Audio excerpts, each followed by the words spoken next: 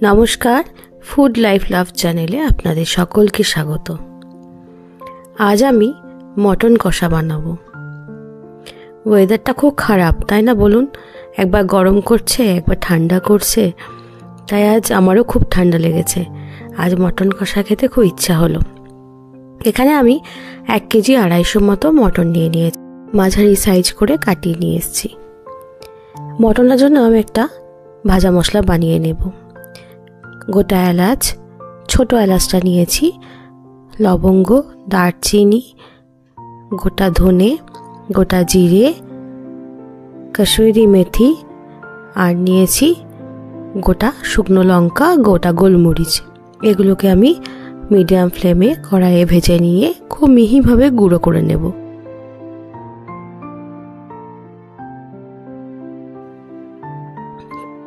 দেখছেন, ঠিক এরকম কালার হয়েছে আমার। এরপর আমি একটা মশলা বানিয়ে নেব।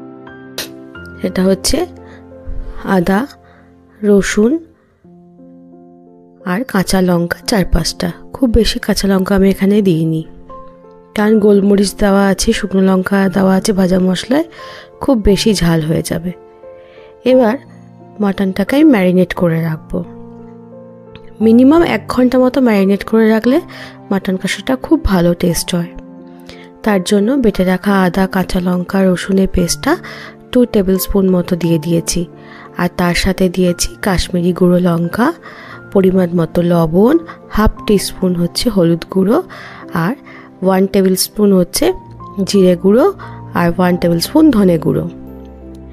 এবার 1 ঘন্টা পর আমি এটাকে রান্না করে নেব। এর জন্য একটা পাত্রে আমি এখানে সর্ষের তেল ব্যবহার করেছি। 5 থেকে 6 টেবিল স্পুন মতো এখানে সর্ষের তেল নিয়েছি। আর সেখানে গোটা গরম মশলা ফোড়ন দিয়ে আর দিয়েছি 2টো তেজপাতা। 7-8টা বড় সাইজের পেঁয়াজ আমি খুব লম্বা লম্বা সরু সরু করে কুচিয়ে রেখেছিলাম।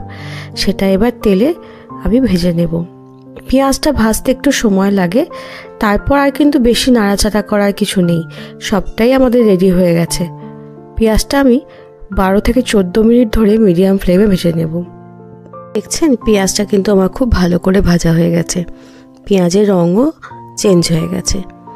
এবার এর মধ্যে দিয়ে দেব 3 টেবিল স্পুন বেটে রাখা আদা, রসুন, কাঁচা লঙ্কার পেস্টটা। এবার 2 মিনিট মতো মশলাটা কষিয়ে নিয়ে এর মধ্যে দিয়ে দেব 1/2 টিস্পুন গুঁড়ো হলুদ, 1 টিস্পুন মতো কাশ্মীরি গুঁড়ো লঙ্কা, 1/2 টিস্পুন জিরে গুঁড়ো। আবারও মশলাটা ভালো করে একটু ভেজে নেব। 2-3 মিনিট ভাজার পর এরকম কালার চলে আসবে। এরপর আমি দিয়ে দেব যেটা আমি ম্যারিনেশন করে মাটনটা রেখে দিয়েছিলাম, সেই মাংসটা।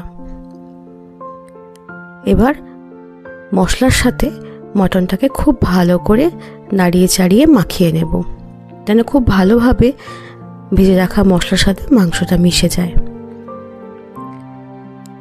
খুব ভালো করে মাখিয়ে নিয়েছি। মাখানোর পর আমি 15 মিনিট ঢাকা দিয়ে মাংসটাকে কষতে বসিয়ে দিয়েছিলাম। আমি এবার মাংসটাকে একবার করে নাড়িয়ে চাড়িয়ে দেব আর ঢাকা দিয়ে দিয়ে কষতে দেব।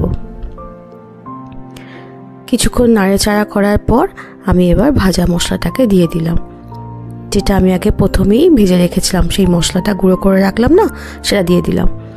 এটাও ভালো করে মাখিয়ে নিয়ে আমি এরপর ঢাকা দিয়ে 1/2 ঘন্টা একদম লো ফ্লেমে ভালো করে কষিয়ে নেব। দেখছেন, মাংস কালারটা কিন্তু আস্তে আস্তে চেঞ্জ হচ্ছে।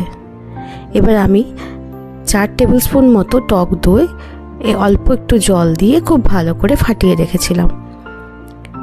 এবার এটা দিয়ে খুব ভালো করে নাড়াচাড়া করে দিলাম।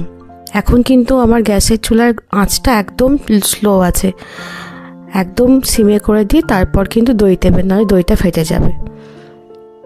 কিছুটা জলও দিয়েছি, ওই যে দইটা কাপে ফাটিয়েছিলাম সেটা ধুয়ে একটু জল দিয়েছি।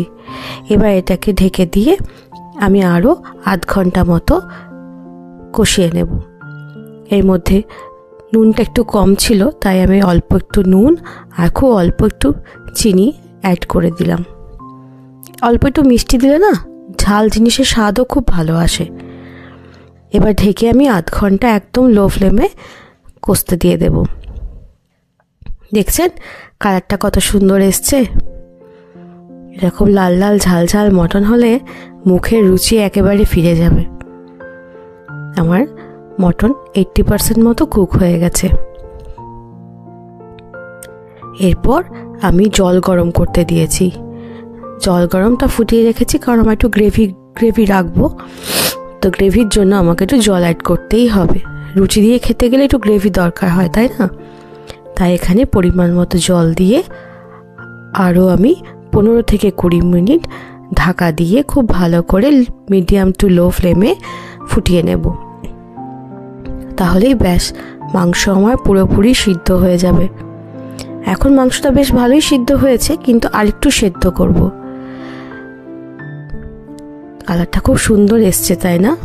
আপনারাও এভাবে একবার মটন কষা করে দেখবেন, আপনাদেরও খুব ভালো লাগবে খেতে।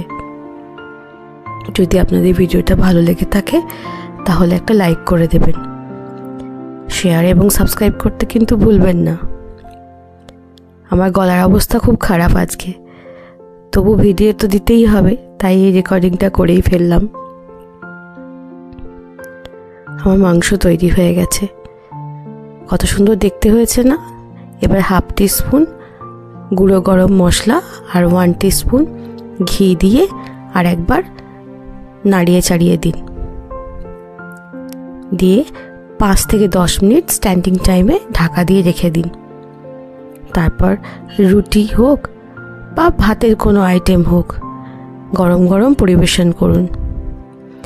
কথা দিচ্ছি খুব ভালো হবে খেতে। আর মাটন একটু গরমই ভালো লাগে, ঠান্ডা হয়ে গেলে না খেতে ইচ্ছা করে না, তাই একটু গরম গরমই খান।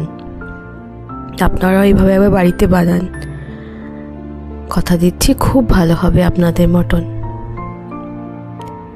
সবাই ভালো থাকবেন, সুস্থ থাকবেন, সকলকে ভালো রাখবেন। এই ওয়েদারটা এখন খুব খারাপ চলছে, সবাই খুব সাবধানে থাকবেন।